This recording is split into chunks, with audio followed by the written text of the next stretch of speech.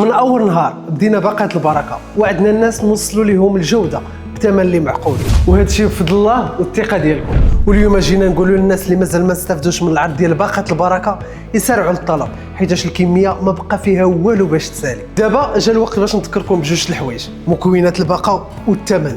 الثمن بطبيعه الحال راه رمزي بزاف، غير ب 599 درهم غادي تاخذ باقه البركه اللي فيها عسل ديال الدغموس، زائد عسل ديال الزعتر، زائد عسل ديال السدر، زائد املو وبلوز واركانو العسل اللي مطحونين بطريقه اللي تقليديه. وإلا خديتوا هذا الخير هذا كنزيد لكم 4 ديال الهدايا: اوراق المورينغا، عسل ديال الكوكتيل ديال الشهده، صابونه ديال الاركان، زائد الزعفران. الباقه كيجي معها اهم حاجه اللي هي بطاقه ديال الضمانه. الا تهرست لك شي حاجه ولا الا شتي شي حاجه في الفيديو ما لقيتيهاش ولا اي حاجه، ما عليك الا تريكلامي ومن حقك نردوا لك فلوسك ولا نعوضوا.